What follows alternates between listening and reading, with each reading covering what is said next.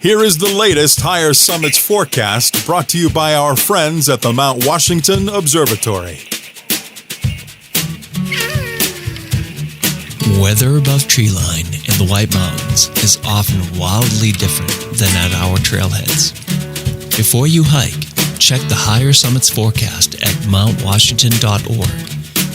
Weather observers working at the nonprofit Mount Washington Observatory write this elevation-based forecast every morning and afternoon. Search and rescue teams, avalanche experts, and backcountry guides all rely on the Higher Summits forecast to anticipate weather conditions above treeline. You should too. Go to mountwashington.org or text FORECAST to 603-356-2137. And here's your forecast for the weekend of September 14th. Friday, mostly in the clear under partly cloudy skies with a high in the mid-50s, winds northwest at 15 to 30 miles an hour. Friday night, in and out of the clouds early, trending towards mostly in the clear under partly cloudy skies with a low in the mid-40s, winds northwest at 15 to 30 miles an hour, possibly becoming light and variable at times late. Saturday, mostly in the clear, trending towards in and out of the clouds under partly cloudy skies with a slight chance of showers late. Again, the highs will be in the mid-50s, winds will be northwest at 10 to 25 miles per hour, possibly becoming light and variable at times early.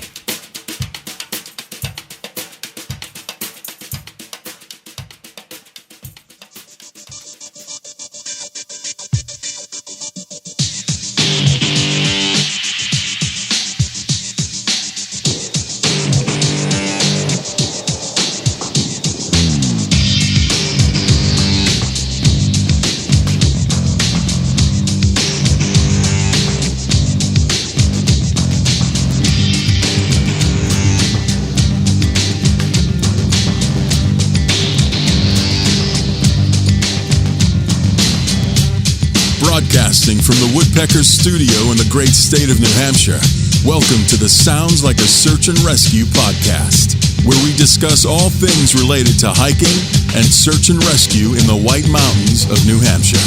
Here are your hosts, Mike and Stump.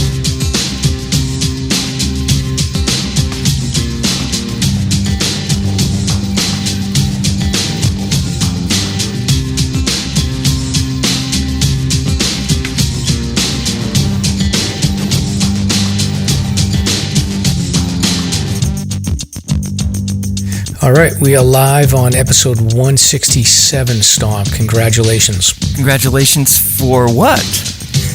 For making it to episode 167. Appreciate that. Such a random number, but hey, I'll take it. I know. Yeah.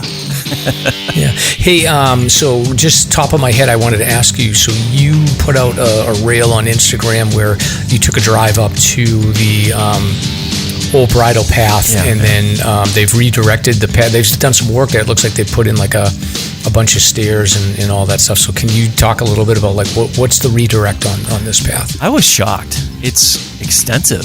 I mean, it sits within the first 0.2 miles of the Old Bridle Path and Falling Waters Trailhead. So as opposed to walking up the wet, muddy, somewhat rocky path up to the bridge, it veers to the left, and it's a wide 6 to 8 foot flat paved, not paved, but it might as well be paved because it's flat as a board, dirt with several stairs that have been built. And I got to tell you, I was shocked. It's a lot of work that they put into this, and I had no idea that it was going on. Looks really nice. Oh, yeah. Absolutely amazing. So it takes you up to a new junction high point where you can go left to Old Bridle, and then right, it continues on a new section of new trail that leads over to the bridge.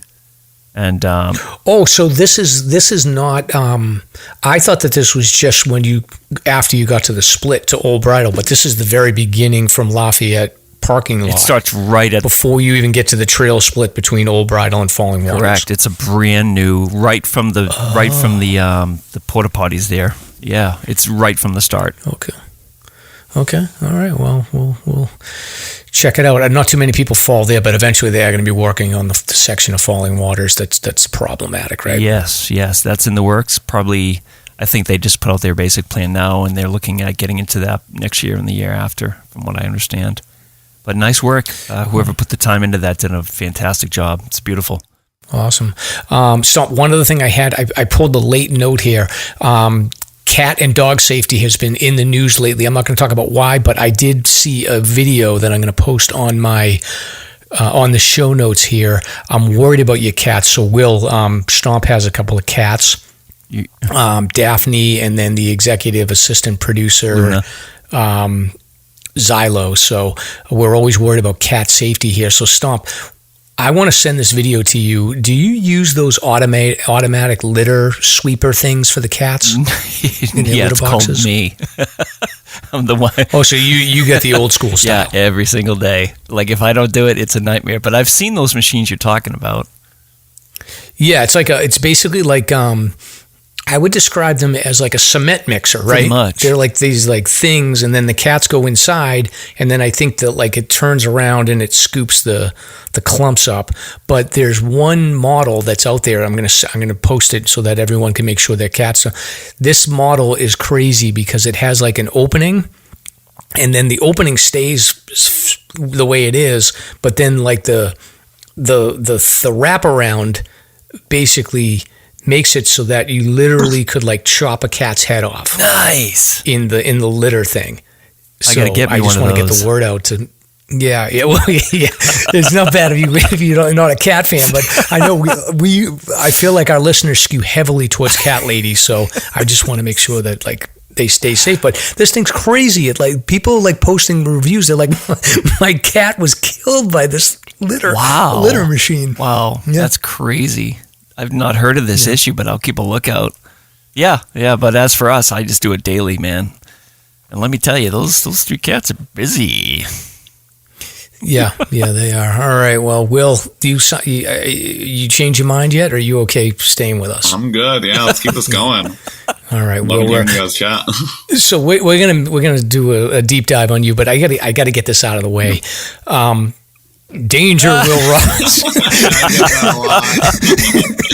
Stomp, I had to do it before you did. Yeah. What is it like growing up with a name that's like so iconic? Like it must get old, obviously. But. So when I was really young, I totally didn't understand it, and I remember I had this. My parents totally knew about it, but I had the little robot, and I had an ornament version of it, and it would say "Danger, Danger, Will Robinson," and I kept on asking. I want one for my cousin Sam. I want one that says "Danger, Danger, Sam Robinson." Yeah. I just didn't get it. But now, of course, I've seen it.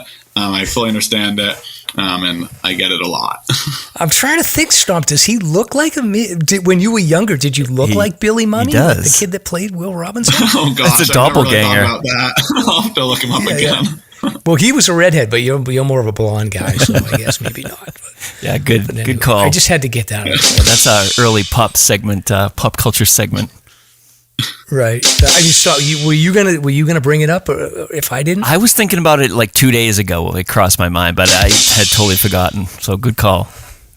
It was worth mentioning. Thank you. All right. So welcome to episode 167 of the Sounds Like a Search and Rescue podcast. So this week we're joined by Will Robinson. So Will most recently completed a fastest known time for the New Hampshire 115 hiking list, completing a self-supported FKT in 19 days, 15 hours, and 43 minutes.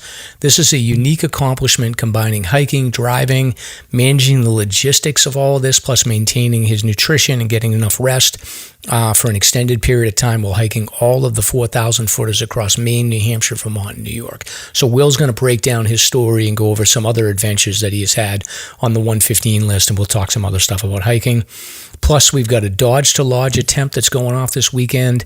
We've got updates on new technology related to iPhones and Apple OS that's being released that's going to allow expanded messaging via satellite. There's mosquito-borne illnesses in New Hampshire. We've got Norovirus news. Everyone's getting sick. Some history fun facts from the 1876 White Mountain Guide written by Moses Sweetser. And then Stomp is going to do a history segment on the Kancamagus Highway. Kancamagus. So, Kancamagus. I'm Mike. And I'm Stomp. Let's get started.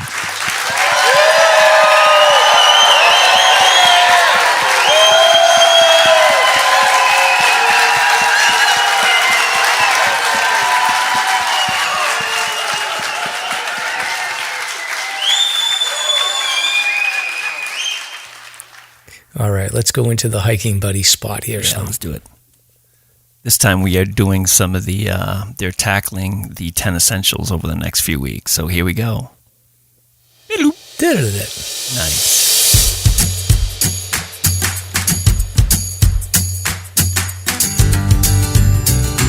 This is Ben Pease from Hiking Buddies. We are a 501c3 nonprofit committed to reducing avoidable tragedies through education, impactful projects, and fostering a community of support. You can find out more at hikingbuddies.org. We wanted to say thank you to those who have supported our mission, and most importantly, say thanks to those who speak up, who ask questions, and who are willing to provide guidance and assistance on the trails when needed. You embody what it means to be a hiking buddy. And now, for all my newer hikers out there, here's this episode's Hiking Buddies Quick Tip. Hiking Essentials 1 and 2. Navigation tools and a light source. Navigation tools like map and compass with the skills to use them, or optional electronic devices like a PLB or a GPS, etc. A light source. Always carry 2 or more headlamps.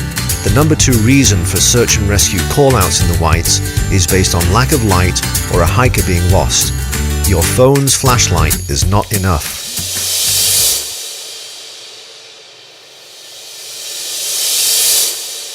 Hi, Christina with White Mountain Endurance Coaching, and I wanted to let you know that not only do I coach endurance athletes, I also coach hikers and mountaineers. I have plenty of experience in the White Mountains and would love to teach you how to start out, whether you're a beginner, if you're more advanced, give you some more skills to transition from hiking to trail running, and most of all, teach you how to move safely in the mountains. So whatever your goals are, whatever your experience is, reach out, coaching.christinapulsick.com. I'd love to help you. Very good, Stomp. All right, so I think I've hit my limit on talking, so I'm done. All right, let me talk for a little bit. We have a new Lodge to Dodge attempt coming up this weekend. I don't know if you've heard about this, but this is a track I formulated in my sick mind a couple years ago, and Larson Ojala has tackled it, Steve Mason, and now we have Judo 96, that's his Instagram handle, is tackling it this weekend, and he's doing. You said it right, Mike. He's doing it Dodge to Lodge backwards. So he's starting at the Joe Dodge Lodge, up and over Wildcats, all the way back to Ravine Lodge, 76 miles. And this is going to be kicking off, let's see, I think it's starting on Saturday? Yeah, it's supposed to start late Friday, Saturday, and then end Sunday morning, from what I understand. And Larson's going to be tagging along, and I wish Judo 96 the best, and good luck. It looks like it's going to be a nice weather weekend, according to the forecast. And yeah, pretty cool. Are you going to meet him at the end? I'm going to try. It's a really, really busy weekend. Got a couple things cooking, like training and this COG event Saturday, so I don't know. But I'm hoping to, for sure. Nice. Yeah. All right. And then next up here, Stomp. And for the listeners, just a heads up, if I sound a little weird, I've had this dental surgery going on here, and I just got back from the dentist. I was telling Stomp, I was literally screaming at the dentist office. I always laugh at people that are like, oh, I have a phobia at the dentist. Now I understand why. So I had a periodontal thing, and my stitches were apparently so tight that it was causing half of my face to, anytime I moved, it was insanely painful. So I had to go in for an emergency visit, and they took the stitches out, and it does feel better, but I may tap out for a little while, Stomp, so you may have to do some actual work tonight. Yeah, it sounds good. Yeah, I was worried. I wasn't sure if you were going to be here or if I was going to fly solo and make a mess of things or what, but this will be fine. I couldn't leave you unattended, so right. But next up here, we pulled another story. This is interesting, Stomp. So Apple is coming out with the iPhone 16, and then in addition to that, there's a new Apple OS that's coming out, and essentially the reason we bring this up is because it's now going to allow, it sounds like this is going to be free for now, right, but eventually it will be, they're going to get you hooked on it like drug dealers, and then you're going to have to pay for it. But this is satellite text messaging. Now, right now, depending on the model you have and the OS that you have, they do have SOS, satellite text messaging. But this will allow you to just do text messaging connected to satellites on your own. So this is something that I expected was going to be coming out soon, and now it sounds like it's a reality. So more and more you'll see people, hopefully, unfortunately or fortunately, you'll see people relying on this. So when you don't have connectivity, if you can get to a high point, you're not blocked by trees, you more and more you'll be able to see this satellite technology will be accessible from cell phones. Yeah, I mean, it's good news. It's just another tool to have when you're out there on the hills. But I think it's important to remember to not, like you said, don't rely on it as your primary. If you're doing some big adventure, you always want to have something a little sturdier. I still prefer handheld methods to communicate the larger dedicated models. But this is good. A couple points, if you are using your phone out in the cold weather's coming, you can try to keep that thing warm because they do fail quickly in the cold weather. So you could stick an adhesive toe warmer on it, whatever. Stick them in your pockets closer to your armpits, wherever, the warmest parts of your bodies, the pulse points, keep them warm. But again, it's a good step forward in the right direction just for communication out there. Yep. Pretty soon we're going to be at the point where you can never escape. Oh, totally. Yeah. I mean, in general, though, there have been many more spots that have been better for whatever reason, just for service in the whites, I've noticed over the last year or so. So either way, people are in good shape, I think. Yep. Get that message out. All right, so moving on, Stomp, there is, it's mosquito season. Right now there's been reports all over the Seacoast region and in southern New Hampshire of Tripoli, West Nile virus, and then I think there's one other common mosquito-borne virus that comes along. So I know there was one death of a 41-year-old man in Hampstead, New Hampshire. I think there's another guy in Kensington, which is the next town over from me, that's tested positive. So just something that you got to be aware of. And yep. I don't really have an answer for this one. I mean, it's just be aware. If you want to stay safe, probably avoid being out around dusk is where you want to try to stay. Yeah, the good news is the frost is coming. Hopefully that'll kick them off, and we won't have to worry about it for this season. It's the same old story every season, but it is pretty prominent this year. Yep, spray DEET, and I know in my town they already tested. In the town forest, they have a couple of test locations where they have like these little boxes, and it attracts the mosquitoes. I see them. You're not supposed to touch them or anything. And then those test positive, they'll spray at night in town. So got it. Yep. Cool. All right, Stomp, moving to Hawaii here. I asked my daughter if she was familiar with this trail. She said it's in Kauai, but she had never hiked it. But the entire Kalalua Trail is closed due to a norovirus outbreak. Right. So Hawaii has these like trails where they're very muddy. There's a lot of like ropes that are fixed ropes that are shared by hikers, and then I don't know what the privy situation is there, but my guess is like there's a lot of these ropes that people are touching and exchanging bodily fluids on. So my guess is that maybe some norovirus got into one of these common areas where people are using these ropes or ladders or whatever. Plus, not to mention like you're stepping on. They have these metal things in the trails too. So someone's stepping on metal and then you're putting your hands on it, and it's just gross all around. So they're testing water, soil, and the environment to determine what's going on, see if they can find the hot spot, and then they'll open it back up again. Right. It's closed until the 19th, and they're cleaning all the bathrooms and everything you can imagine in there. But not a good situation. Will, you ever dealt with this in any of your long hikes? Norovirus? No, I don't believe I have, actually. I've gotten pretty lucky when it comes to staying healthy on trail. Yeah, me neither. Stomp, have you ever gotten sick on trail? Yes. You're not the most cleanly guy. And no. I feel like you probably have.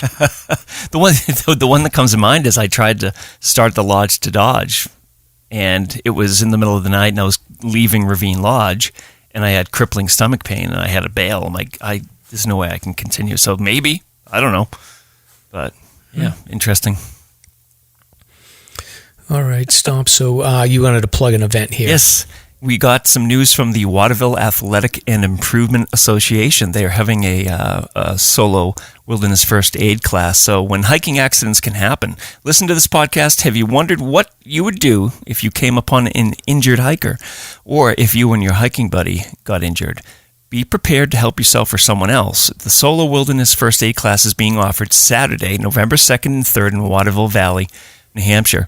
So we will give you the links, but to register or learn more, you can email WVAIA Trails and the number 2, WVAIA Trails 2 at gmail.com for more information. Pretty cool. Awesome. We will put that in the show notes. And then you had something else here, Stomp, about a seafood market. Oh, yeah. I just want to let people know, local interest. I finally got into the Old Woodpeckers. Fondly named after our studio here, as we do. It's a seafood place now, and it's fresh seafood. So we went in, and I got a fish sandwich, and Mrs. Stomp got another fish plate, and the food was just absolutely amazing. So highly recommended. It's right on Route 49 off of exit 28 here in Campton. Bergie Jr.'s Seafood. Highly recommended. Oh, that's perfect for you, because you can just run down into the market, get some haddock, cook it up. Like it's 5 minutes away. Yeah, and this is right off the boat. So they make the trip to, I don't remember if it's Gloucester or to Boston, but I'll have to find out from maybe one of the listeners like Captain Chris or something, but it's fresh. Awesome. Good stuff. All right, let's do a little White Mountains history Stomp.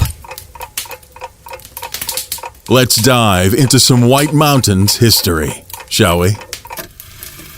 Will, do you like the history of the White Mountains? Are you a history nerd, or are you going to learn something from I this? think I'm going to learn something. I'm ashamed to say I don't know much about the history. Okay, all right. So let's start with the probably the most important meeting that occurred in relation to the White Mountains, and this happened in January of 1876 at the Massachusetts Institute of Technology. And this meeting, it was about 100 people. They put the call out to interested parties that were interested in exploring the mountains. So you had people that were adventuring. You had people that were into plants. You had people in geology. All these smart people got together. And in that meeting in January of 1876, they established the Appalachian Mountain Club. And the Appalachian Mountain Club was formed in order to accelerate the interest of exploration of the mountains of New England and the adjacent regions for scientific and artistic purposes, and also just to cultivate an interest in geographical studies. So what they decided in that meeting is they were going to split the Appalachian Mountain Club into 5 separate groups, and those groups would have separate charters. And where I got this from is I've been reading this 1876 guide that was written by Moses Sweetser. So Moses Sweetser was a very early, he was almost like the Frommer's travel guide person of the late 1800s. Born in Newburyport, actually lived in my home, where I live in Amesbury, for some years, and then worked in Boston for Osgood Publishing Company, and then published a lot of these books. So he describes in his very first chapter of the 1876 guidebook this early January meeting that happened. So he was basically kind of reporting on this real time. So they broke the Appalachian Mountain Club into 5 departments. They had natural history, which was overseen by Dr. Sterry Hunt. They had topography, which included the construction of maps of the mountains and all work necessary for that purpose, and this was overseen by Professor C. Hitchcock. They had art, which covered the collection of views of the mountains, improving the prospects. Here's an interesting one. Improving the prospects by removing obstructions and then aiding in every way possible the true love of mountain scenery. So back then they were thinking let's cut some trees down to make some views. Then you had exploration, which was overseen by L.P. Portales, and that's related to the formation of parties to visit the more inaccessible points and otherwise encouraging the opening of new fields of labor. And then you had probably the most important group, which was improvements, which is overseen by somebody by the name of Noel. And this person's in charge of making the new paths and clearing old ones, building stones, logs, and brush camps, and erecting correct guide boards and other work lending to make the mountains more accessible. So basically, this improvements committee, Stomp, this was the department of the Appalachian Mountain Club that in the early 1900s was the group that connected all of the disparate, the Wanalancet, Waterville section to the Pemmy section up to the Presidential Range. They were the ones that built out all those connections over time. Mm-hmm. But this was the early seeds of what would become the people that essentially built out the White Mountains as we know it now. Right. It's cool. So, and then one of Moses Sweetser's collaborators was a Professor Huntington. So Huntington Ravine is named after this guy. So one of the benefits of being in this club early was that if you could get to the guy that was in charge of topography, you could get your name on some trails and some mountains, which is pretty cool. Yeah, that's fantastic. Right. So in the book, they did something pretty cool, Stomp. Moses Sweetser and Professor Huntington, they put an agreement together that they were going to pick their top 5 mountains independently and then compare what they came up with. Mm-hmm. So I'll give you Huntington's. And this first one, I don't even know where this is. So Professor Huntington has Mount Prospect, which I think is down by your neck of the woods. That's Plymouth, right? Holderness, yeah. Yep. And then he's got Sandwich Dome. Okay. Then he's got Mount Washington, Mount Lafayette, and then Moosilauke. Right. And then Kearsarge, which is Kearsarge North. You're in your neck of the woods. Yep. And then there's an extensive chapter on it in the book about how Kearsarge, spelled Kiarsarge, is the mountain in North Conway that they're referencing. Mm-hmm. So again, Huntington's got Prospect, Sandwich Dome, Washington, Lafayette, Moosilauke, and Kearsarge. Mm-hmm. Sweetser has Moosilauke, Belknap, Kearsarge, Washington, Lafayette, and Chicora. So I think that's pretty good. Oh, yeah. Yeah, seems like an interesting distribution. So Moosilauke, Kearsarge, Washington, and Lafayette all overlap. Right. So not bad. And then there's a couple of other things here, Stomp, that I thought was interesting. So if you wanted to stay at the Crawford House, so the Crawford House had about 300 or 400 people that could stay there, and it cost you $4.50 a night, which is the equivalent of $1 back then equals $29.40 today. So it's about $132 a night in money this day and age to stay at the Crawford House back then. Okay. And they had a post office, which was in a large central hall, which served to tourists and locals. It had a barber shop, a bowling alley, a telegram office, and a large livery stable, and was lighted with gas. And then it had constant railroad and stage connections. And basically, it's like right where the Highland Center exists now. Okay. So I thought that was pretty cool stuff, right? Yeah. Yeah, the history is so dense around here. Yeah, it's crazy to think about like 100 people in a room in MIT really like set in motion most of the development of what we know today. They built the maps, they did the guidebook, they did the trail building, the sign building, all of that stuff. It sort of comes together once you start reading more about it. What book is this? This is the 1876 White Mountain tour guide, I think. Mm-hmm. I'll put it in the show notes. I'll link it. You can read the whole thing online. Okay.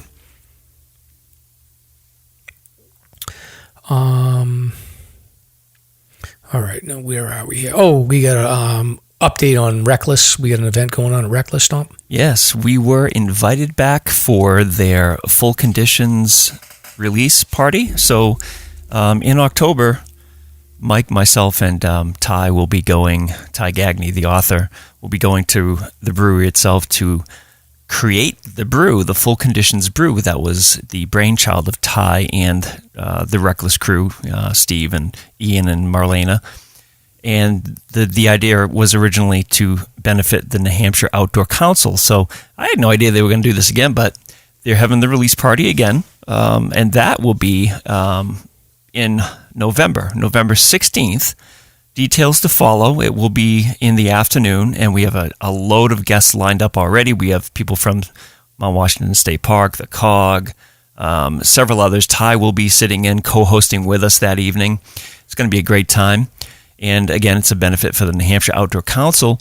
So we'll keep you posted when the tickets go live. There's already a big swell of interest for this one, because last year was a blast. Oh yeah, Ken Bossy, he'll be back for his comedy bit. He had that place in stitches. So very exciting times. We all know that hiking a mountain can be hard at times. So here's a corny dad joke to help you get over it. Ba-dum-bum. Now is the part of the show where we do a dad joke? Yeah, go for it. What you got? All right. So why did the little girl cross the playground? Why? To get to the other slide. Oh, God, that's so bad. I got another one here. Why is history a sweet subject? Sweet subject? Because it has a lot of dates. Get it? Like dates, the fruit, sweet. I get it. All right. Well, I think Danger Will Robinson was funnier, but... Oh, my God.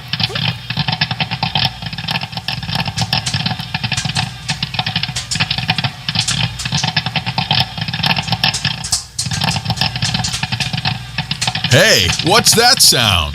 It must be time for the pop culture segment with Mike and Stomp.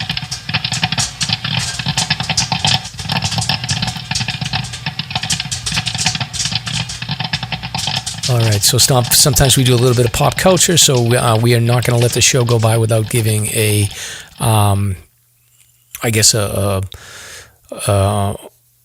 good memory or positive memory of James Earl Jones. Died 93 years old. So this is the talented actor who was the voice of Darth Vader. Yeah, the voice. Yeah, the legend. Rest in peace. Yep. This is CNN. Let's not forget that one. Yeah. But hey, listen, also on the pop culture thing, Ty's book is coming out soon, and I believe it's sometime in late November. So Ty Gagney, we'll just mention it briefly. He was kind enough to give the podcast an advance copy of the new book, and it's top secret. We cannot tell you the title. We'll give you many details, but I'm about halfway through, and I think this is probably one of his best works yet.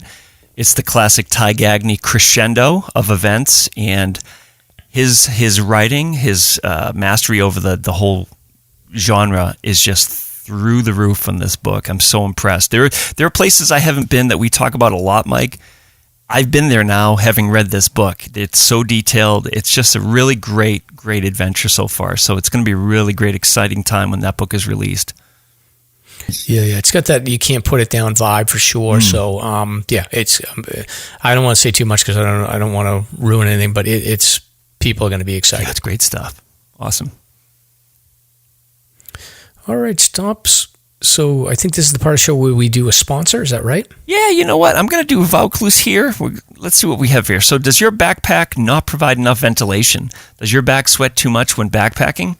As you know, sweat can be extremely uncomfortable on the trails, plus sweat is a serious risk factor in both hot and cold climates. As your clothes get wet, your core temperature can dramatically fluctuate, and this can result in hypothermia, heat exhaustion, and dehydration. Let's not forget, it's just very uncomfortable. So today's your lucky day because we've good news here for you.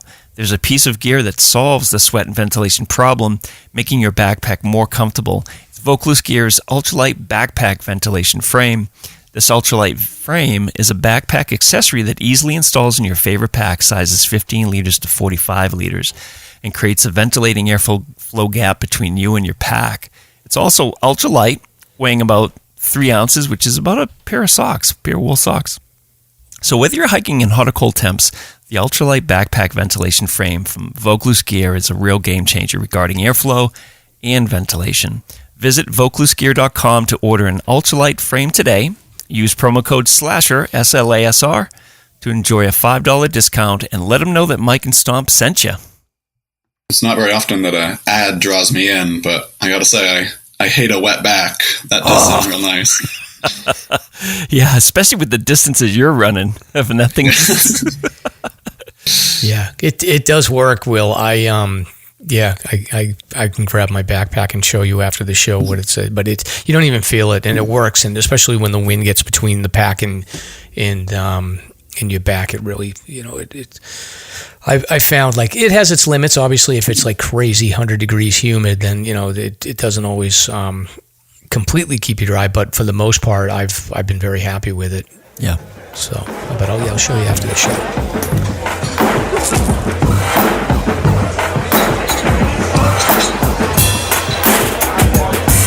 Hey, hold my beer.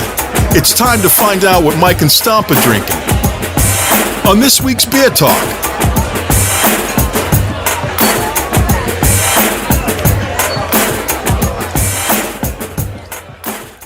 So this is the part of the show where we talk about what we're drinking for beer. If we're drinking beer, I'm not drinking anything, Stomp. I can barely drink. I've got a hell of a story for you. This is probably the story that's going to get us canceled, but this is a rupee. A rupee is the money that is used in several countries, including India, Sri Lanka, Nepal, you name it. So I saw this today at our local Campton Cupboard, and it's a basmati rice lager, which is fascinating. It's made out of natural rice, maize, and barley, and 3 types of hops. So I don't know. I have yet to open it and try it, but so let's see what this thing tastes like. I don't know. Different. Yeah, it's like it's sort of heavy. You can see how it worked really well with Indian cuisine. So yeah, but my quick story is I was on the phone waiting for half an hour to get a hold of an IRS agent, okay? Half an hour later, I pressed the number 1 button so they can call me back. 20 minutes later, I get a call back from clearly somebody that is in one of these rupee countries, and I love my Indian bros. No problem there whatsoever. But it got me thinking, like, is the IRS outsourcing telephone operators now? Because it was the worst connection ever. I went 20 minutes in on a conversation with this agent. I could barely understand. The phone was breaking up, and just when we were getting to the root of the question, it hung up on me. I'm like, are you kidding me? What a nightmare. In unrelated news, Stomp's bank account got cleared out last night. Yeah, I don't know. That's a good. I know you like to go down rabbit hole, Stomp. So you do that research and figure out if the IRS has outsourced their call center to overseas. That would be pretty wild to me, but who knows? The research that I did, it says no to Indian countries, but yes to outsourcing, actually. But they're more to like the Virgin Islands and Puerto Rico and places like that, which is fascinating. Well, it makes sense because they're U.S. territory. Correct. So. But anyway, what a horrible... I would rather go to the dentist and experience what you experience than sit on the phone with an IRS agent. Yeah. Good luck. Good luck to you. All right, and Will, I don't know if you're a drinker, if you have a beer you want to share. If not, it's no big deal. I'm not a drinker, but I didn't want to come to this part unprepared and say I'm drinking water, so I'm finishing off some cider. Okay, that's good. That's good. I'm drinking some water myself. So I also have water in a Thru Hiker Smart Water bottle. Very well used. Honestly, Will, I would say it's I would say like 75% of our guests are like non-drinkers. It seems like it's more common than not that people aren't drinkers. Yeah, what's the story? Which is good. Yeah, it's good. Well, hold on a second. There's new data out there saying that the younger generations are sort of shunning alcohol. Understanding that it's not... beer specifically, I think. Okay, yeah. See, Will, you're younger generation. You're proud. That's good. I'm jealous. I knew we should have gone left back there. Stomp, don't worry. I know it's this way. I've got a feeling in my gut. Are you sure you're not about to have a bowel emergency? Totally. We got this. But I just blew out my hip. Fell down that gully with my 40-year-old microspikes.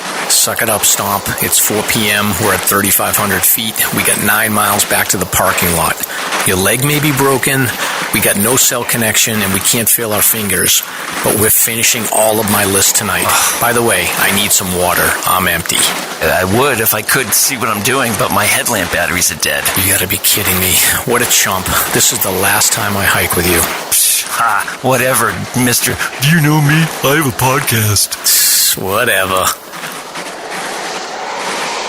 Let's find out what Mike and Stomp have been hiking. All right, Stomp, this is the part of the show where we talk about recent hikes. I couldn't hike last weekend because I was laid up with this stupid mouth thing, but it sounds like you got out a little bit. Yeah, just a teeny little bit. I tried, but last weekend was busy with training and stuff. But I did I called up my folks out of the blue. I'm like, hey, you want to go do Quincy Bog? So we've talked about that recently. It's in Plymouth. It's I think it's like a 1.5 mile loop, and it's fantastic for anybody that may be suffering from orthopedic problems, hip or knee or whatever it may be, because it's very gentle. There's very little grade to it, but it's surrounded by Mount Stinson and some of the Rumney Cliffs. Absolutely beautiful spot. It's a beautiful bog. So I just tackled that. Nothing else. Just hope to catch up with the hike this weekend. Yeah, I'm getting out to the Great Gulf on Sunday. I'm going to meet up with some friends and do some tracing / redlining nice. In the Great Gulf. So Chandler Brook and some Suda and all those other ones. Yeah. Nobby and I had that on our radar because those are the ones that we need too. But yeah, not this weekend anyway. We'll poke around a little bit, so which would be good. But all right, Stomp. So another sponsor here, CS Coffee. CS Coffee. Our podcast is supported by CS Instant Coffee, makers of eco-friendly instant coffee. It's perfect for anyone who loves the outdoors as much as we do. Great for backpacking, day hiking, camping, and even at home. Learn more and get in touch at www.csinstant.coffee or email us at info@csinstant.coffee.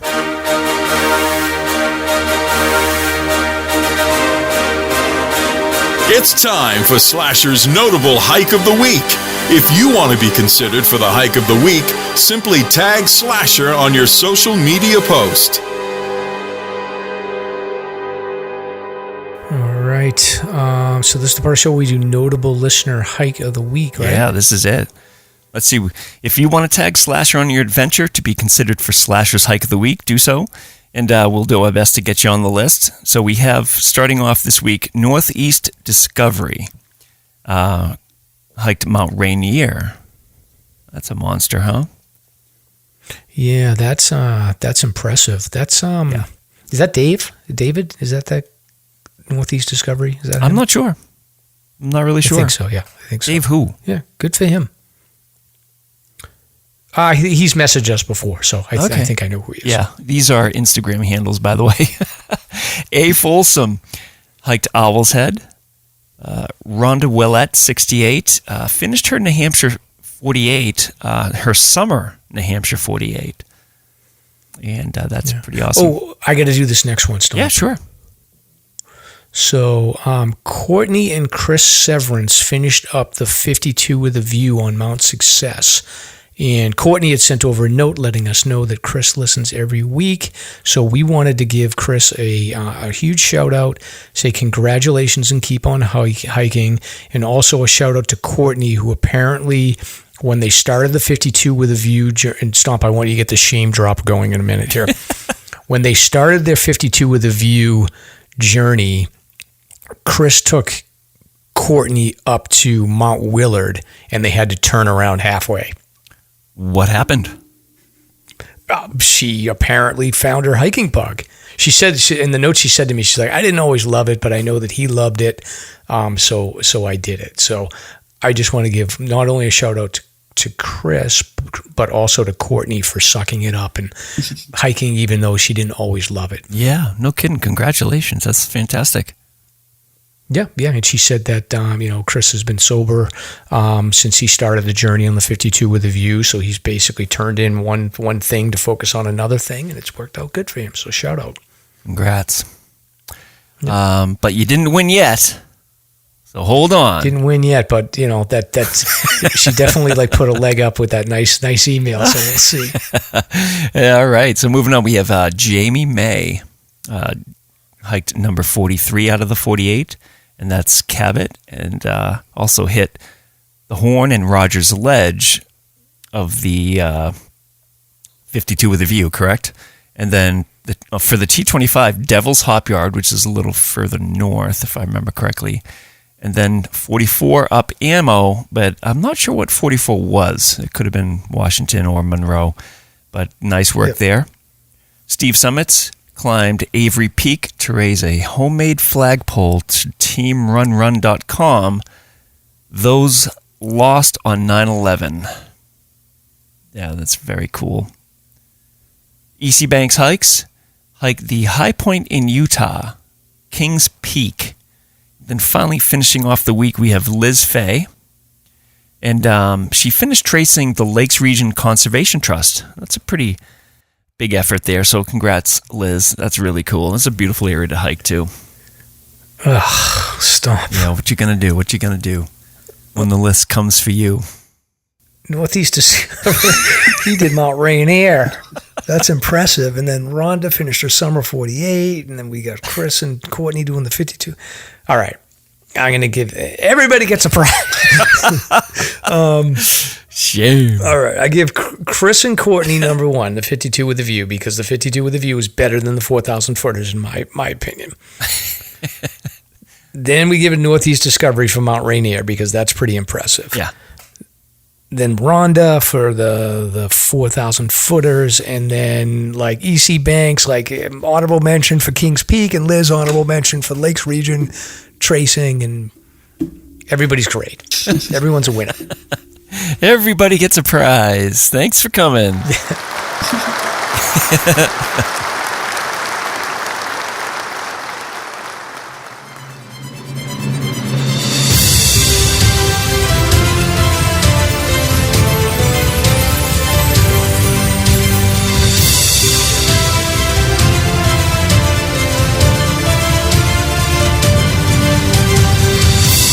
It's time for Slasher's Guest of the Week.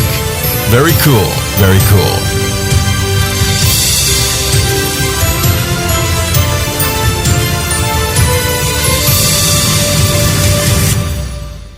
So we're going to move on to our Guest of the Week here. So Will, are you ready? I'm ready. Very good. So welcome to you. So just a little bit of background for the listeners. So I think I had caught you had posted on social media, Will, and I've seen a couple of your projects in the past, so I knew who you were. And I'm always like, the first thing I go to is like the FKT because I'm interested in the logistics and we'll talk about it a little bit more, but I always find it interesting how to optimize like these difficult routes and, figure out the strategy for how you're going to do that. So that was what I was most interested in. But anyway, I knew you did this project, and then we had talked about it on an episode, and then Joe Hamill had reached out to us and said she was friends with you and had recommended that we reach out. And I think that's how we got connected. So thank you for coming on. Appreciate it. Joe Bisco, but yes. Oh, Joe Bisco. Yes. That's it. So I know another person named Joe Hamill. So Joe Bisco, right? But why don't you start off by introducing yourself and talk a little bit about sort of your early life and then how you got into outdoor sports and hiking? Yeah, so I grew up in a little town in Vermont called Warren, Vermont. Didn't have any like stoplights or gas stations. Very small town. Grew up on a dead-end dirt road with lots of woods around me. To me, I spent a lot of time outside, but not really hiking. Like I would explore in the woods with my cousins a lot. But when it came to hiking with family, it was really, we might do like a 2-mile hike now and again, but not much experience or exposure to that kind of life. I had one failed Camel's Hump experience when I was maybe 7 or 8 years old. My mom, my brother, but I really didn't get into actual hiking until after college, but I was very much grew up in the outdoors in that environment. Yeah, did you do sports in high school and in college? Yeah, so in high school, I ran cross country and track, and I also skied cross country. Okay. I had like an athletic background, but I was never great at those sports. Yeah, but you were not unfamiliar with the world of cardio sports. Yes, right? And I think I'd be doing Jo a disservice if I didn't tell one of her favorite stories. It's kind of my background in endurance things is when I was a kid, my dad and I would each year participate in an event called Moving Mountains for Parkinson's. It was held at Sugar Bush Ski Resort, and it was a vertical challenge where you'd try to ski as many vertical feet as you could while also raising money for Parkinson's research. And each year for at least 3 years, I believe, my dad raised the most money and I skied the most vertical feet each year because everyone else was going in to get lunch and I just carried that on my back and I never felt the need to stop. And I feel like that I kind of attribute a little bit that to where I am now. Yeah. That's the, I'm definitely more the let's go inside and take a break person, but you got to have that mentality, I think, to do some of the projects that you've done over the course of the last few years for sure. So, when did you really get the bug for hiking then, and how did that happen? Yeah, so that was after college. I moved to where I am currently living, Middlebury, and Mount Abraham was pretty close to me, and I was climbing some smaller things and just happened to see that one was also nearby. I wasn't familiar with any 4,000 lists or anything, and so I hiked it. I thought it was amazing. I thought it was really cool that it was late fall, but there was snow at the summit when there wasn't snow at the trailhead. And I texted my friend Ruben, and I said, I just did this really cool thing. I hiked a mountain that was 4,000 feet tall. I want to do more of these. Let's do one together. I think it was the following weekend we did Camel's Hump, and he told me that at the end he hated it, but he could tell that I really enjoyed it, and I should try to make it a goal to hike all of the 4,000 footers in Vermont. And at the time, I was kind of intimidated by that, even though there's only 5 of them. I, a very inexperienced hiker, thought that was going to be quite the challenge, but I got it done quite quickly and moved on to the Adirondacks. I remember debating, do I do the Adirondacks next, or I go to the White Mountains? And I went to the Adirondacks because they were closer, and I ended up doing those in just under a year, that around 46. And near the end, I had been pushing myself to finish in under that year. And I remember thinking, I want to take it slower when I go off to New Hampshire. I really want to enjoy it all and not be in a rush. But my second hike in New Hampshire ever, I met Jo Biscoe, and she told me that she was planning to do a single season winter 48 round. And once I heard about that, that's when everything kind of escalated. Yeah, then you started getting into the more extreme stuff. Now, when you were doing the Adirondacks, were you doing everything solo? Or did you start making connections and I made some connections with other people in the Adirondacks, but honestly, I found more community in the White Mountains. Don't get me wrong, I love the Adirondacks, but I've met more people in the Whites. And that's where my community is. Okay. And then do you, with the single season winter 4,000 footer, were you still learning a lot about winter hiking at that point? Oh, definitely. I had half of a season in the Adirondacks, I guess, because I finished in the winter, and then I finished in technical fall still, but it was late fall, so there's still snow on the ground. So my first time actually hiking in the winter was doing my single season 48, and so I was very much a novice, still figuring out traction and layering. I remember one of my hike, or probably a few of them, summiting shirtless because I just couldn't figure out my layering, and now I look back at that, just rolling my eyes a little bit.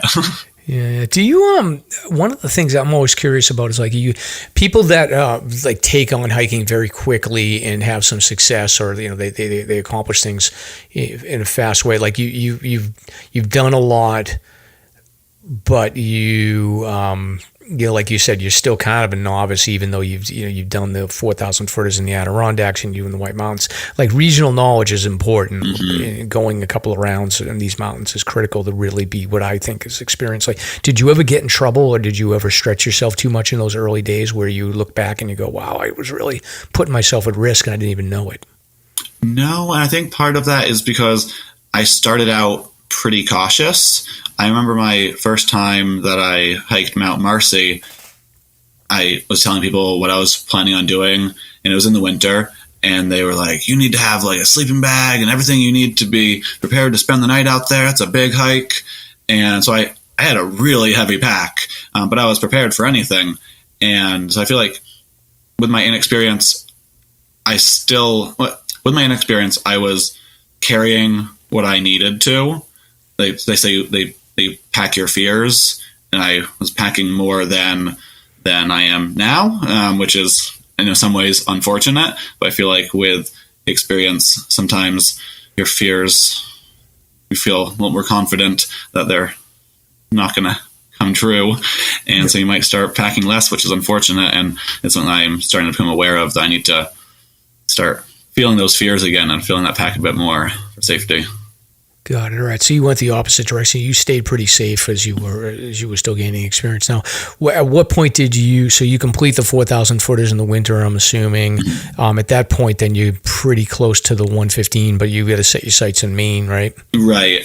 So that winter, I actually thought about doing a single season 67 after I finished the 48, but I sent in my application to Baxter State Park and they never got back to me. And so I figured it wasn't worth wasting my time on the other peaks up there that winter if I wasn't able to complete the 67. Got it. And then, but eventually you got to Maine over the course of like summer and fall. And yes. I actually never finished my 115 until my single season winter 115.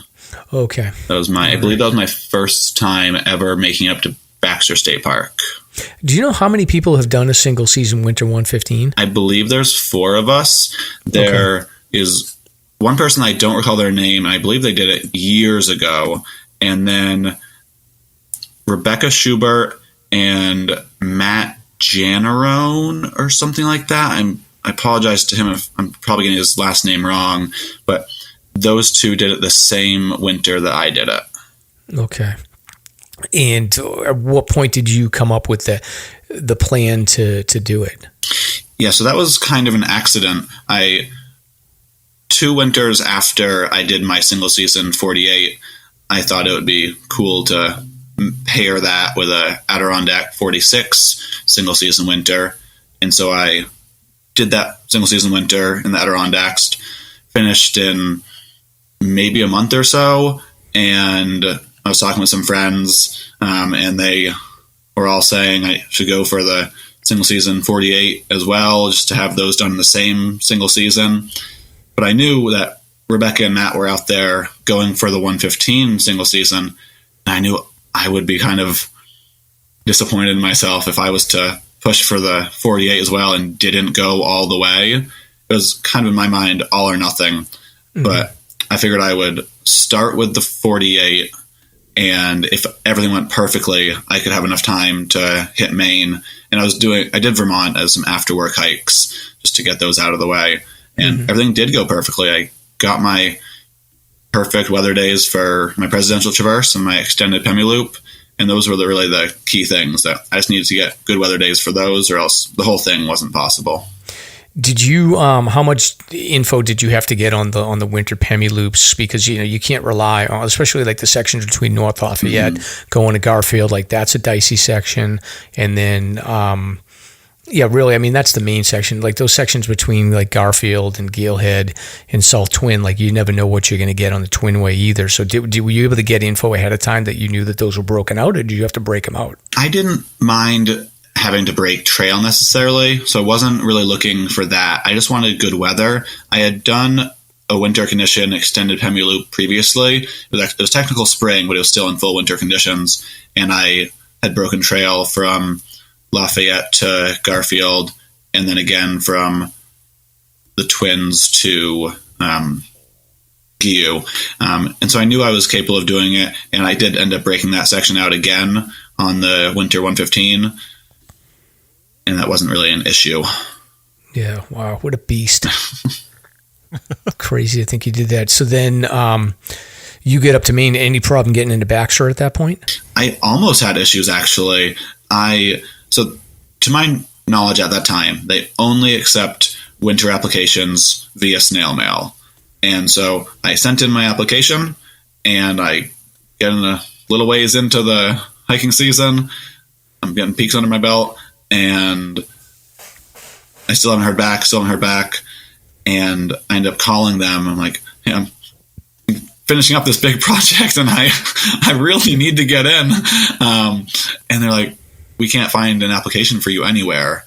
I'm not sure if it got lost or what happened. Wow. But they're like, we can take an application for you over the phone right now, and we'll get you in. Right. But I really appreciated that. So thank you to them. Wow, that's awesome. And then, so you get about 90 days over the course of a winter. Mm-hmm. How many of those days are actually hiking to get the 115 done? Actual hiking I don't remember exactly. It was mostly weekends, and I took probably 2 weeks off of work. Oh, so you're working during this? Yes, so working full time. I'm a preschool teacher. Oh, wow. Okay. But my lapse time was 86 days, I believe. So I was cutting it really close. Wow. And then so you completed that, and then you're one of like 4 people that have done that. Did you coordinate with the other 2 people, or were you just sort of like ships in the with how it ended up going? What they had left they planned it all from the beginning. I did not. And I would have done this very differently. I probably would have done it a lot more like they did. But what I had left was things that they had started with. So we didn't have any overlap of peaks that were needed near the end. So unfortunately, there was no linking up. Okay. And then, so you completed this, and then you're trying to figure out, like, have you done any through hikes? Have you done like the Appalachian Trail or anything like that? I've not done the AT. My only through hikes have been, I did a Diartismo with my friend Nicole, and then I did the long trail, and then my 115 through hike. Yeah. So stop this. So this is crazy. So you through hiked the entire 115. How many total miles is that? That was an estimated 1,300 miles. 1,300 miles. Yeah, it's incredible. So that's like almost half the distance, a little more than half the distance of the Appalachian Trail. So where do you, when you get that idea, like no one else has done that, I'm assuming, right? No one else is crazy. One person had multi-sported the route, and they had biked, I think, approximately 1,300 miles. I'm sorry, they had biked approximately 300 of the miles, and then they did the rest on foot. I believe her name was Taylor Radigan.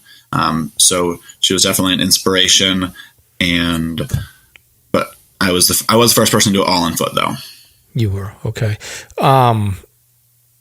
I'm trying to think how you approach this. So do you do it southbound to north? Do you do it southbound? Do you do it northbound? Like what's the planning when you're going to do a through hike of the 150? So for the listeners, so essentially what we're talking about is there's 115 4,000 footers that are spread out across Maine, with the northernmost one in Katahdin, Baxter Peak. And then you come into New Hampshire and then across to Vermont, and then it's almost kind of due west to get out to the Adirondacks from Vermont, but there's a lot of like road walking and spacing between that. So that's why this is so crazy, because it's not just all trails.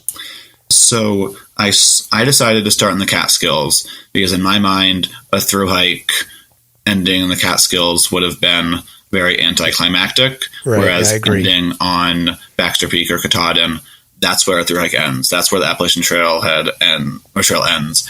And so was my main deciding factor. But I am glad that I did it the way I did. I started out with 100 miles of road walking right off the bat, starting day 2. But I'd rather start with that than end with that for sure any day. Yeah, and is this supported or self-supported, or how did you manage it? It was supported. It wasn't fully supported by any so it was fully supported, air quotes, but I feel like there's different levels of fully supported. There are some people being followed by a van at every trailhead, and then there's others who just have people help them resupply here and there. And I was very lucky to have family and friends that were willing to come on out and bring me into town or bring me a resupply bag and help me out there. So it was technically supported. Got it. You said you're a preschool teacher? Yes. All right. Well, I had a whole thing of questions about like how do you deal with loneliness and like how do you keep it, but like you probably like look forward to nothing else but like just being on your own after being with like little kids for like 5 days, right? Yeah. So I love my job and I love working with the kids, but when it comes to my summers, I definitely like getting out there, having that break, having my adventures. But honestly, some summers after I'm done with what I've ended up doing, I've been like, okay, I get to go back to work.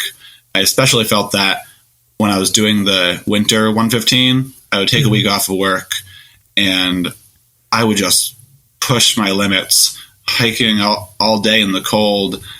And then I was like, I get to go back to work. I don't need to hike for another week. Yeah.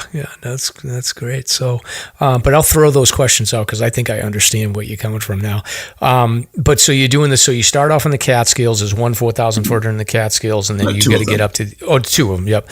And then you got to get up to the Adirondacks. So that's a 100-mile road walk. And then the Adirondacks, are those easy to string together? I don't know anything about the Adirondacks. I mean, other than what I've read. Yeah. So it was a 100-mile road walk to get to Northville, which then I took the Northville Placid Trail, which is another smaller through hike, took that to the Adirondacks.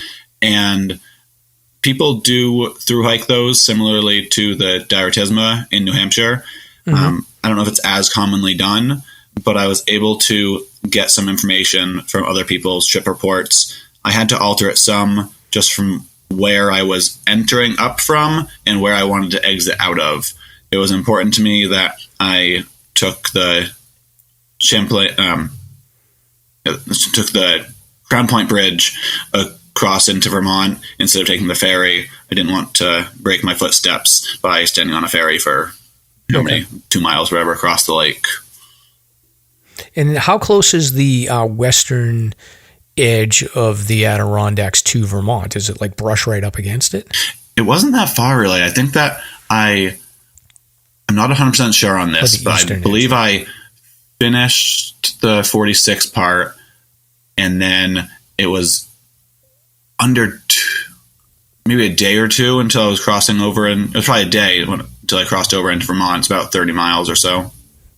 And then in Vermont, did you go to the southern peaks first, or did you go north? Yeah, so I hiked up on the roads up to Mount Mansfield, and I took the long trail south down to Killington, and then backtracked briefly back to the Appalachian Trail, and then took that up to Moosilauke. Okay, and then from there, you're basically Diretisma, and then moving on Correct. to Mahoosic Notch and up to so once I get into Maine, it was Appalachian Trail the rest of the way with a few side trails, and that was the best part of the through hike. It felt like summer camp compared to the rest of it. You had mentioned the possible loneliness and all that, and that was a genuine struggle for that effort. I was very lonely on most through hikes. From what I can tell, you build community on trail, but I would see day hikers, but no other through hikers. It's something that no one else really through hikes. Even on the Northville Placid Trail, I didn't see another through hiker. On the long trail, I would have normally seen people, but it was during the flooding in Vermont, and people were being suggested to get off the trail because they weren't sure what the conditions were like. They never technically closed the trails, but the trail was very empty.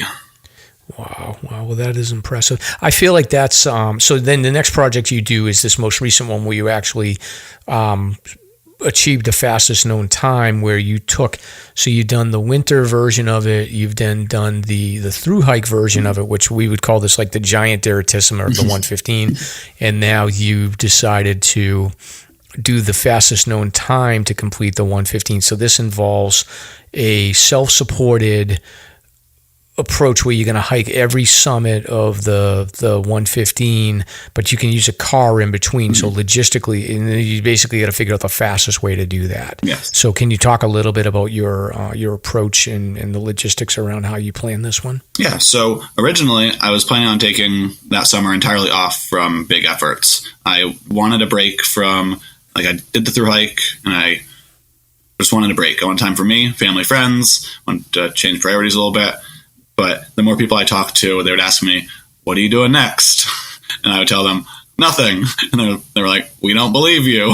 And they ended up being right because I ended up doing the speed effort. But I think one thing that drew me to the speed effort was that it wasn't going to take my entire summer. in theory, it would take 20 days, and it did. I'm very happy with. I was able to get in just under that timing.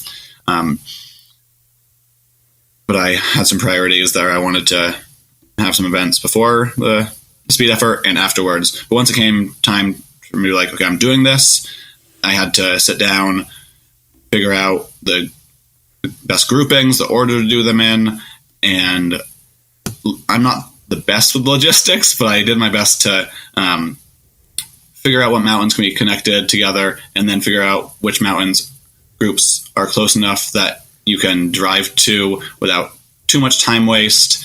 And I spent an evening with my good friend Scott Benneroff, who I know you guys have had on before. Yeah, Scott's great guy. And he was able to help a lot with my finalizing the logistics and just tweaking things. He was very helpful in that. Yeah, and I was looking at it, so I'll post this in the show notes, and essentially, like, you have some bigger days where you're doing, like, the extended PEMI and stuff, but for the most part, it was, like, 20, 25-mile days with, like, 7,000, 8,000 feet of gain, and you'd go from, typical, it would seem like you would grab, like, a couple of peaks in the morning, and then a few peaks at night somewhere else, and then with the 4,000 footers, like, you didn't do them in any sort of order like you do the Diratissima. You were kind of bouncing around a little bit, but it made sense how you were plugging things in. So I thought it was interesting. Did when Scott was sort of mapping it out with you, did you just sort of say, like, I'm going to trust you, or did you push back on anything? I didn't push back too much. I did end up making some changes. He's a much stronger athlete than I am, and he had dreamed up some pretty big days. And one of them that I ended up not doing was we had talked about making a loop of the Northern Presidentials and Wildcat Carters. And we even talked about adding in Mariah to that. And so that would have been going up the Daniel Scout Webster Trail. Yeah, don't do that. Don't do that. And then going Northern Prezzies down to Wildcat, hiking up over that ridge and back to my car. But just the way I was feeling at that point in the effort, I decided to nix that and change it up a little bit. But so I definitely took what he suggested and made it my own a little bit. But it was very collaborative during the evening of working together. Yeah. Do you feel like you left anything on the table? You feel like you could beat the 19 days if you did it again, or are you happy with how you did it? I don't think I could beat it again. I do think it's a soft time that someone out there definitely could. I'm very happy with my time. Logistically, it went exactly how I wanted it to. There were times that I thought I was going to fall behind due to weather or minor calf pain. Or just like, oh, what if I just push it to 21 days and have a short day tomorrow? But that never happened to be the case. But there are people faster than I am, for sure. There are people that are willing to sleep less than I did. But for me, I think that's the best that I could do. Yeah. And I was looking at the food here. Like, I definitely, me and you don't vibe on the food. I'd be going to the gas station every morning for bagel sandwiches. But so Stump, let me give a rundown. So he had for breakfast, he had oats and chia seeds. Chia seeds. He would soak every night and add maple syrup in the morning. And craisins, walnuts. He would mix up for breakfast, and then he would cold soak couscous and tuna for lunch. And then it sounds like you didn't like that much after a while. And then you would mostly just snack on like bark, Campbell's chunky soup and tortillas. Is that right? That was my lunch most of the time. Wow. What do you think, Stomp? I was going to say, I mean, you could throw a little tree bark in there every now and then. Yeah. Well, no, here we go, though. He redeems himself, though, because he's got his snacks. He's got the Welch's fruit snacks, which I see that as a lot. Like, I used to love giving my kids fruit snacks. I'd be like, give me healthy diet. The dad tax, let's go. And then you'd have the granola bars, which that's good. Beef jerkies, M&Ms, and then tomato basil wheat thins. Best kind. You like those, huh? Yeah. Okay, and then the applesauce, which I've said, those aren't bad either. So, okay. So, he redeems himself a little bit, Stomp. What do you think? Yeah, not bad. So, you were carrying most of this? How'd it work? I know you're heading this way, right, Mike? Logistics and so this is on the speed effort where this is where I had my speed effort with the car. And so before the trip, I bought a bulk amount of food of what I thought I was going to need for the entire project because I didn't want to be stopping at grocery stores and resupplying. So I had 2 big totes in my car that were full of food, and I would just dig into those and eat as needed. I could eat as much as I needed, and I could resupply if I needed to. I went to the grocery store a few times just for, like, I ran out of maple syrup or ran out of Welch's fruit snacks, but I never had to do a big shop. Got it. Cool. And then any issues with the car? Were you nervous about like somebody messing with the car and the trailheads, or any issues with you sleeping in the car at all? So I had no issues with sleeping in the car or being messed with at trailheads, but some of the roads up in Maine, they're a bit rough. And on one of them, I nearly ripped my exhaust off. So for the majority of the speed effort, my car was real loud. You could hear me coming from a ways away. That was fun. It is so crazy. Like, everything has to go perfectly. Like one thing, you don't even factor that in, but like you get a flat tire or something, and how many days is that going to blow for you? And then I always sleep well in my car. So I have a small car, but I make it work. I have a Toyota Corolla, but I've taken the back seats out, and I have a twin bed back there, and I sleep like a baby every night. Nice. Awesome. What's your next crazy plan? So I have kind of dreamed up this big thing that I call the 115 Grand Slam, and it consists of a through hike of the 115, did that, a speed effort of the 115, did that, and then all 4 single seasons. And so I've done the winter, I've done the summer. Next up, I am planning on attempting a fall single season if I'm able to get the time off from work. I'm in the process of that, and it's looking pretty good. And then the 4th part of the Grand Slam, which is currently impossible due to trail closures in Baxter State Park for the month of November every year. But a grid of the Northeast 115 does sound interesting and more of a lifelong goal there. Yeah. Imagine if you got a job working at Baxter State Park just to get that November grid. Wow. So that's impressive. So you love the 115. Do you do anything? You travel outside of the Northeast at all? So I went out to Colorado. Let's see. A few summers ago, I went on a road trip with a friend, and we went out west.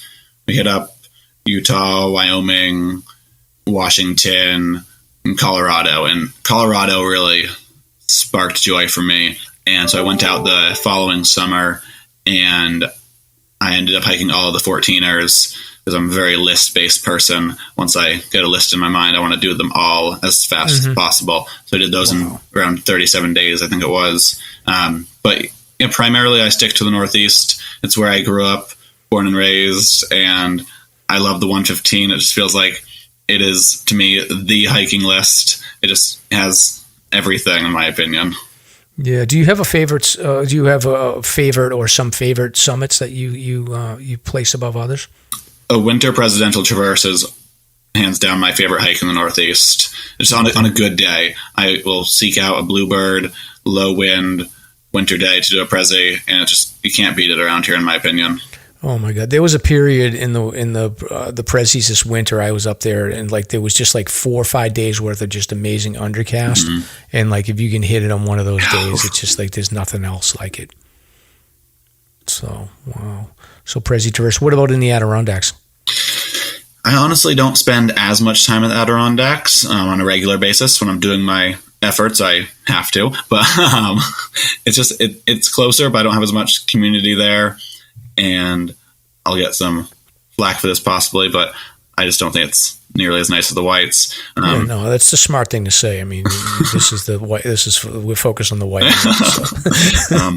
But I think kind of an underrated mountain kind of is Giant Mountain in the Adirondacks. I think it was my first 4,000 footer maybe in the Adirondacks, and it's just fabulous views. Most mountains have great views, but something about that one really sticks special to me. What do you carry for when you're doing like your day hike stuff? What do you carry for a backpack? A day hike is usually like a ultimate direction vest. If it's a longer day, hyperlight, and a through hike, I was using the hyperlight as well. I love those packs. They're versatile. It can roll down to a day pack, or it can roll up to I've held 6 days worth of food in one. Yep. Yeah, I agree. That's the same thing that I use. What about footwear? Footwear, I'm definitely in the 3 seasons, I'm a Speed Goat guy with Hoka. But when it comes to the winter, I don't even know the brand. It's some cheap pair, but it has good insulation, and that's all I care about, really. I don't care about the heavy feet. I want to keep my feet warm in the winter. Right. What about hiking poles? You use them or no? Definitely a hiking pole, man. I've been considering trying to drop them a little bit. I feel like they're limiting when it comes to speed. When I go out with friends who are not using poles and I'm attempting to trail run with them, it definitely is a hindrance, but so far I'm a pole guy through and through, so we'll see if I ever give it up to try to get faster. What do you do for your water system? Do you use a bladder, or do you just use like a smart water bottle, or what do you usually do? On through hikes, it's definitely smart water bottles. In the winter, it is something insulated in also in a wool sock upside down in my pack. And then Stomp, he's speaking your language. Stomp has like a wool sock with duct tape. Yeah, that's great. Yeah, sure do. And then on in the summer day, it's just a Camelback. Yep. Yeah. All right. Well, I approve. You guys, it sounds like we got similar rigs, although I'm not doing anything crazy anymore like you are. But that's impressive. So you'll be out there in the fall, doing your projects for the 115, and then Stomp. What did I miss? I miss anything you want to cover with Will? Let's find out what Will thinks about how to make the light and fast ethos a little safer for people out there. What would you suggest people pack in their packs when they're out there solo and the Sub-Zero and everything else? Yeah, I will do my best here, but I unfortunately am probably not the best to be giving advice on this because I'm not always the best out of myself. But for myself, I'll watch the weather, and if it's supposed to be real cold, I'm going to double up on my base layers to start out. And I'll always carry my Garmin InReach for my mom. And there'll always be an emergency blanket in my pack. They're so light. Yeah. I haven't had to use it, but I've heard that it can be a lifesaver. Yeah. And there's usually almost always a puffy jacket in my pack that will stay there all winter long, never needing to come out, but having it there when necessary. Nice. How about main things I try to stay moving and going. A bivvy? You pack a bivvy? Like a little Sol handheld? It's like tiny. I don't currently, but there was a time when I transitioned from carrying the sleeping bag and all that to carrying a bivvy. Like I said, unfortunately, I've started carrying less and less, which is definitely unfortunate with the podcast that I'm on right now. That's all good. No, I think it's an important topic because it can happen quick, and all of a sudden you're like, uh-oh. But just go back to your aches and pains. So you had some calf issues? Was that your... Just a little bit. Yeah, okay. Nothing like I had on my through hike. On my through hike, I had horrible quad pains that was just almost debilitating. Had to take, at one point, a day off, another time, another half day off. But I just iced a little bit near the beginning, and I had a massage gun that I was using. But I didn't train very well for the speed effort. Yeah. I was prioritizing friends and family over training, for better or for worse. So I was probably undertrained, so that probably didn't help. But yeah, interesting. What were you getting for back pain or quad pain? Because oftentimes I'll get that, but it's more related to my back, and I think it's leg pain, but it's my lower back that's throwing off my quads and whatnot. So for my quad pain, it was, I believe it was just like an overuse thing. It was my VMOs. Oh yeah. It started out on one side and then ended up on the other after I overcompensated. Yeah. Were you getting cramps? It was just whenever I was going up or downhill, just shooting pains. Wow, interesting. Huh. Well, wait till you get a little bit older. That'll be like an every hike occurrence. Yep. Well, Will, I'm impressed. I don't know if I'll ever get to the 115s because I don't know if I'll ever get to the Adirondacks, but I do need to look you up. When I go to Vermont, I may need some advice because those are on my list to get to eventually. But they're pretty good, and there's only 5 of them. Yeah, I know. I just keep finding like new things to do. And like, I'm a list guy too, but I do like the 52 with the views, the terrifying 25s, trying to get my daughter to finish her 4,000 footers. So there's always something coming. So. Wow. Excellent. But I'm impressed. I think. Do the kids ever ask you like, "Hey, how come you have all those scratches all over your legs, Mr. Robinson? What's going on?" No, but they do enjoy when I am when I'm taking time off of work. I will occasionally like FaceTime into the classroom, and so they can see me on the top of the mountains. And that's cool. They will talk about that. They're like, "I remember that time that you were on the mountain and you were on the phone."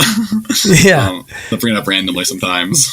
Yeah, no, that's fun. It's such a good, such a good role model for the kids to see people getting outside and enjoying nature. So we need more of that. But no, you're very impressed, Will. And I think I'll include in the show notes like the link to the fastest known time page and your Instagram, so people can check out. You get great photography on your Instagram too, so people can follow along with your adventures. So we appreciate you coming in. Thank you very much. Thanks, Will. Awesome. So you want to stick around and listen to Stomp try to give us a history lesson about the Kancamagus Highway? I'll stick around for a bit. Okay. All right. Very good. All right, cool. All right, Stomp. So this is your moment. You get to do a history segment. History Light. Yes, the Kank. History Light. Yeah, I was doing a little research on the Kancamagus, and that's not how you say it.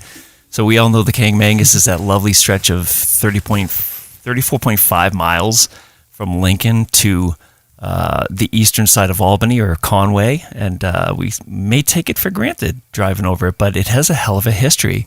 So I fell down a rabbit hole looking it up. First of all, the pronunciation is Kancamagus. So the Mog is Mog, M-O-G. Kancamagus. Just say the Kank. Kank, yeah, that's what we all know it now. So before the Kank existed, as you know, people would have to go north through all the different notches, 2 notches. You'd have to go up over Crawford and through the notch over here, and not the case anymore, thank God. It's not within the scope of this little history thing to cover the name itself, but it does refer back to the last Sagamore chief, Sagamore meaning chief of the Pennacook tribes. And the Pennacook tribes dominated a confederation of tribes in New Hampshire during the 17th century. And have we ever talked about that, Mike? We may have at one point. I think we've done a couple of topics. Yeah, before, but that wasn't a pretty picture back then, but we'll save that for another story. So as I mentioned, it does span from Lincoln to Albany, which is the town west of Conway, essentially. The last several miles are in Albany. Let's see. The western side of the Kancamagus isn't really talked about too much, but that essentially runs from North Woodstock over to the Haverhill side on the border of Vermont, and that passes up over Lost River, goes through Benton, has a couple of really nice views, Beaver Brook Pond up at the top of the high point. But we're talking about the other stretch from Lincoln over to Albany. So it basically took 25 years to build the road. And some of the early historical accounts are quoted as saying it was just a nice path through fir-shaded glens and over boulder-choked rivers. So 25 years for 34.5 miles. That was basically 1.3 miles per year, which, I mean, that's pretty amazing when you think about it. A supervisor at the time from Washington, D.C. reported back once, the quality of work, excellent. Morale of workers, high. Progress of construction, negligible. It's so cool. So it starts in the 30s, so there was no official road connecting Lincoln to Albany. There were only 2 dead-end forest roads, and they were basically used for forest management, fire management, and logging. The White Mountain National Forest had been established by this time, as you've covered before, Mike, extensively, and they had funds to start building a connecting highway. So it was at the height of the Depression, but despite that, I guess there were funds. Who knew? So there were a lot of workers that were available to help on the job, and they came from the Civilian Conservation Corps, or the CCC, as it was labeled back in the day. So in 1942, construction out of the western Lincoln side was mostly completed, but the eastern approach was halted because of World War II. By 1955, this is fascinating. So you have construction starting, and then by 55, 13 years later, they basically went to the high point of the Kank, which is just a few miles past the hairpin turn. By 1956, there was only a 1 mile gap between the two competing efforts from Albany and Lincoln. And when the two finally connected, it really went off without any attention whatsoever. No hype, no news, nothing. It was just like, oh yeah, we get a new road. It connects both sides. And by 1957, Federal Forest Highway number 8, as it's called, was turned over to the state of New Hampshire, and it became property of the state. And the entire road was, at the time, and still is, within the White Mountain National Forest. New Hampshire Highway Commissioner John Morton wrote to Congress urging them to approve funds to complete the highway, because remember, at this point, it's still just a dirt road. So this man, Morton, was able to actually get the funding required to pave it. And they used different concerns, whether it be fire protection, recreation, and also just local timber and paper companies, too, for access. So let's see. That was 1964. That was the first paving, the official paving of the road. And there was a second a little later on in 1968. In 1959, that was when it officially opened to the public. So you could actually access it in the late 50s. And then the 60s came rolling in. 1967, Loon Mountain opened. And then that bred in all the skiers and all the condos and everything that you see there now. And so that's your brief little history light from Stomp on the history of the Kancamagus. Very fascinating. It's something we tend to not think about, I don't think, but it's such a key tool for us at gaining access to so many areas within the Whites, whether it be the Hancocks or Passaconaway, Whiteface, the backside, Chicora, you name it. So pretty neat. Yeah, and there's a couple of things, Stomp, I'll fill in here. So Kancamagus, he was the nephew of Chief Wanalancet and the grandson of Chief Passaconaway. So there's all those connections when you think about the sort of the names of the different summits and areas within the White Mountains. And then the other thing I'll call out is I was reading that old guidebook in 1876. There's almost no mention of Lincoln as a center for hiking back then. So a lot of talk about like Gorham and North Conway, Jefferson, Crawford Notch, but very little about Lincoln. And I think that like the connection with the Kank coming over probably accelerated a lot of the growth in Lincoln. I know Lincoln was always a hub for logging and things like that, but I think that it definitely helped establish Lincoln as sort of the main town on the western side. With its connection to the Pemi, huge connection. Yeah, absolutely. So how did I do, Mike? So that's good? You did very well. I'm proud of you. You get your entry-level history professor Thank you. badge. I had to let your gums rest for a little while, so I figured I'd chip in. Yeah. Why don't you do these next two, because my mouth is pretty much done at this point. Okay. I spoke too soon.